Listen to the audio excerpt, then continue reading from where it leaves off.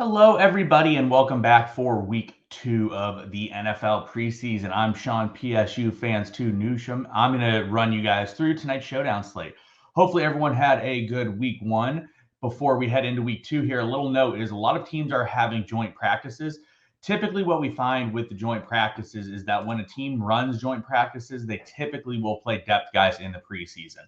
Unfortunately, neither of the teams tonight are following that pattern. There was no joint practices with these two teams. So we will probably see some starters in these preseason games comparatively to what we might see the rest of the week. All right. So starting off tonight, we're going to start with the Chicago Bears. We're going to run position by position on the two teams, and then we'll do a quick overview as well to give you guys a little bit of an idea of like where things stand between the teams.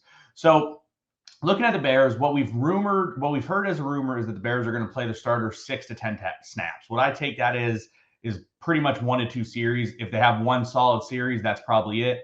If they have a 3 and out, they might run a second series. So effectively for me, all starters are off the table. However, if they're going to play like 10 snaps, that is 10% of the game, hypothetically, give or take, or even a bit more, 10 to 20%. And that will hurt other people further down the depth chart, but it does not put any of those guys into play. So looking at the quarterback situation here, Justin Fields, if we expect him to play 6 to 10 snaps, that is actually less than what he played last week. Last week, I believe he played 18 of the team's snaps. As you see here, Peterman and Simeon only accounted for 72% of the snap count. So Fields played 28% of the game last week for the Bears, which we expect less than this week. So for me, Justin Fields is not in play. We're not going to get enough out of him really for him to be viable. Sure, he could have a touchdown on the first drive, but that is asking a lot. And even if you get the top end upside, it's not really going to do it for you. Looking at Peterman and Simeon, I do prefer Peterman a little bit. He has a bit more mobility, but hypothetically, both of these guys should absorb the rest of the snaps effectively that Fields does not play. So we could see Peterman get the remainder of the first half and then Simeon in the second half.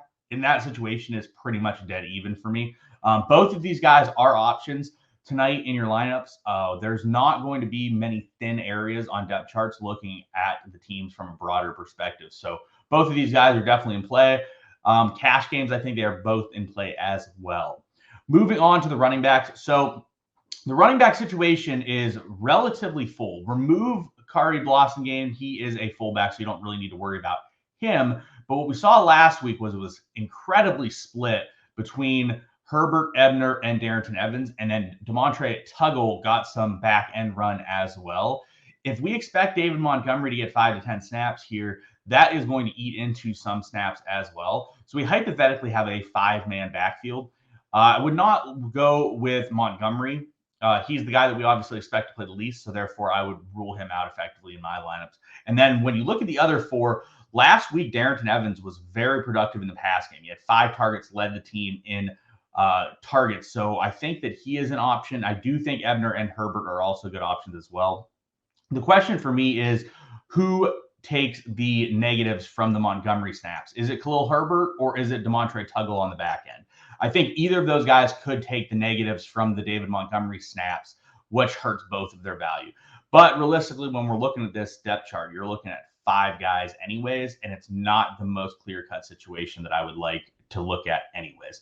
As a whole, the Bears will have less plays, I think, tonight than Seattle due to those reasons. I think Seattle has a bit more shallow areas than that of the Bears. All right, looking at the Bears receiving core. So as you see, we have some guys that we think are injured and might not play. Byron Pringle, we do not expect to play. N'Keal Harry, we do not expect to play. Tajay Sharp is questionable. David Moore is out, and Chris Fink is questionable. So we have a few guys that are questionable here. Generally, in terms of preseason, if you are banged up and or questionable, I just effectively consider that you will not play unless I get news otherwise that states that you will. So if we remove these guys, that knocks you down to about 8 or 9 guys. We don't expect tons from Mooney and Equanimeous St. Brown. However, they each played 27% of the snaps last week, 25-27% between the two. That was very in line with what Justin Fields played as well. So if Fields is going to only play 6 to 10 snaps, we can expect 6 to 10 from them, which therefore opens up some snaps from the remainder of the receivers. However, there is definitely the possibility that Fields gets a bit more snaps. If they take a first drive as like a 5 snaps and they decide to run him out for a second drive, he could see 12 to 15 snaps, which would therefore mean these guys are out there as well. But I think you're looking at 1 to 2 series for them along with Fields. So when you look down the rest of the list, you see Dante Pettis, Nsimba Walker, Ian Coulter, Daz Newsham, Kevin Shaw. Those are the guys that are hypothetically going to absorb the remainder of the snaps. Also, Velus Jones did not play in week 1. He is expected to play in week 2. So if Velus Jones plays, he could get extended run as sort of the 4th receiver. My preferred receivers here would be like Nsimba Walker and Dante Pettis. Webster played the most snaps in week 1 of the preseason for the Bears receivers at 43%. None of these guys were super productive. The one note I will say in regards to these guys, Daz Newsham did score a touchdown and was involved in the rush game. So it's clear to me that they want to at least see what they have in Daz Newsham and plan to get him involved in some extent. But I think realistically, you could take a dart on any of these guys in GPPs. I think for cash games, it's going to be difficult today to go to a receiver on the Bears. I also think it would probably be difficult to go for a running back on the Bears as well. Moving down to the tight ends, I normally don't recommend tight ends. I probably will stick with that here. I do think that Chase Allen played the most snaps in game 1. He did have a few targets. Of all the tight ends, I do think Chase Allen probably has the best upside. But again, you're probably limited to 2 to 3 targets, so you really would need him to score on one of those targets to realistically hit an optimal lineup. I'll keep it short with the kickers. Cairo Santos is the only kicker on Chicago. We saw in the Hall of Fame game that kickers can definitely produce. And it's a situation here where there is not a lot of thin areas on either team's depth charts, which therefore propels kickers up a bit. So I do think Cairo is an option in both the cash games and GPPs. I will say in regards to kickers, I do not recommend captaining them in GPPs. Even when they have a huge game like in the Hall of Fame game, it is very difficult for a kicker to end up as your optimal captain, because if he gets 3 field goals and 2 extra points, you're looking at like 10 to 12 points. That is usually not going to be enough to quite get you there. However, as one of the flex options, they definitely are useful. The Bears defense, for me, that's a lock in cash. Both defenses will be. I slightly prefer the Bears defense tonight. They're going to get some time against Jacob Eason, who of the 4 quarterbacks who we expect to play tonight is probably the weakest option of the group. So I think I prefer the Bears defense slightly over Seattle. But again, both defenses are great options. You can use them as captains in GPPs as well. All right, moving over to that of the Seattle Seahawks. We will see a little bit more shallowness here in their depth chart in comparison to that of what we saw for Chicago. So looking at the quarterbacks, week 1, we saw Geno Smith play about a half, and we saw Drew Lock play a half. While Drew Lock is out here and Geno Smith has been announced as the starter, there's basically 3 outcomes, I think, that can be sort of portrayed here with the Seahawks tonight. And you have to decide what you think is most likely of the groups. So option 1 is Geno Smith plays a significant amount of the time. They give him basically a dry run into the regular season here, with Eason coming in to play mop-up duty at the end. Option 2, they each run a half. Option 3 is they sort of rest Geno Smith because they're a bit worried and they want him for the regular season, don't really want to overextend him here. To me, the most likely options are Geno runs into the 3rd quarter, or they each play a half. So with that factored in, for me, Geno's my favorite play that isn't a defense on the slate tonight. I think he probably gets at least a half and maybe even plays into the 3rd quarter, possibly later. Jacob Eason didn't play in week 1, so it's realistic that he doesn't play a snap here in week 2, and Geno gets the full game. I don't think that's going to happen, but it is an option to happen in tonight's game. All right, looking at the running back. So last week, Kenneth Walker played and now is out with a hernia issue. So I don't believe that we're going to see Kenneth Walker, obviously. And then Rashad Penny is just getting back from his injury. I don't think we see him either. So in week 1 of the preseason, Josh Johnson did not play at all. And it was basically Walker, Dallas, Homer, and Thompson. This week, we removed Walker. We don't expect to have Penny. Johnson could play some back end time, but it's pretty clear if he did not play in week 1, they're not super excited to see what he has, and he's just not really going to get many opportunities here. So that leaves you with DJ Dallas, Travis Homer, and Darwin Thompson, with the ability to absorb a few snaps that Kenneth Walker was responsible for last week, about 20% of them.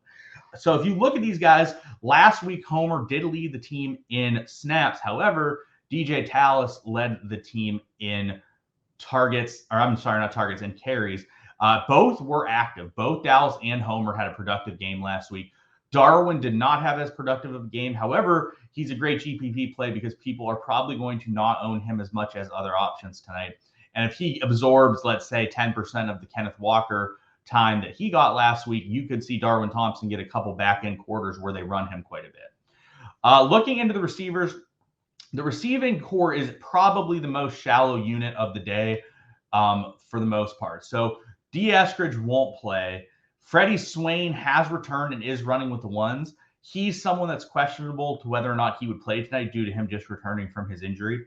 If he plays, he probably could get a little bit more run than that of DK Metcalf and Tyler Lockett, who I'll talk about in a second.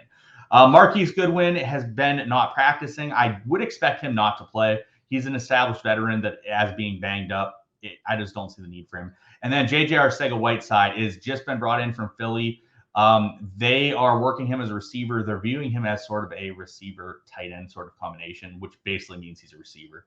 But I don't know how much he'll play in this first game here for them. But if you look at the snap counts week 1, you see Derek Young and Bo Melton both played a lot of snaps, especially Derek Young. 72% of snaps for someone in the preseason is a tremendous amount.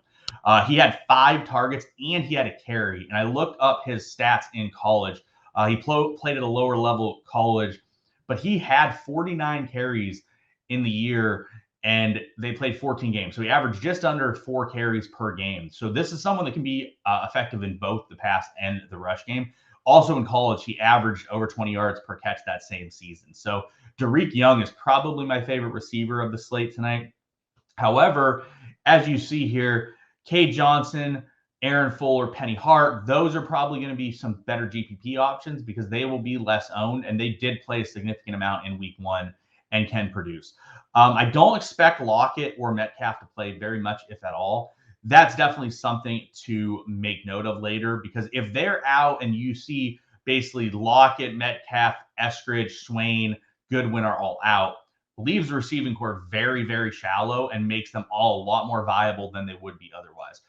Something to note for the preseason, make sure you guys are active both in the Discord, on Twitter, following along with news and notes. I post anything that comes out relevant up close to game time that might affect things, especially if it is inactives. We don't always get inactives during the preseason, but if we do, I make sure to post them in the Discord. So make sure you guys are following along because preseason is very dependent on people not playing because it either 1 rules people out or 2 could create sort of a shallow area on the depth chart where you could attack and play people. Because if you have a situation where there's only so many guys, they have to play, and therefore they're likely to be productive compared to someone that might only play 10% of the snaps. Moving on to the tight end, again, I don't love to recommend them, but we saw Colby Parkinson and we saw Tyler Mabry play quite a bit in week 1. We also saw Noah Fant play 33%, which was pretty surprising to me based on him being an established vet that is definitely the clear starter here. So if he's to get 33%, he is definitely an option that you should consider. I think you could even sprinkle in Parkinson and Mabry as well. Kickers with Jason Myers, same thing that we talked about with the Bears situation. He's the only guy. I think you can totally use him in cash. I think you can use him in GPP. I just would not recommend captaining him. Seattle defense, similar to that of the Bears. The defense is the one player that plays every snap in the game from their position, and that is a guarantee. So it's someone where you always are active. We saw in the Hall of Fame game, neither defense was fantastic, but both defenses end up in the optimal winning lineup on the DraftKings major GPP because they put up 5 and 7 points, which was a pretty solid outcome. So if you get 6 points or so in the preseason from defense, in a showdown slate, that is very likely to end up in an optimal lineup because there's just not that many people that are going to produce. All right, everyone, that's going to wrap it up for us today. We'll be back tomorrow with another show. We have shows and content all weekend for you guys for the preseason. So good luck to everyone. We'll see you guys later.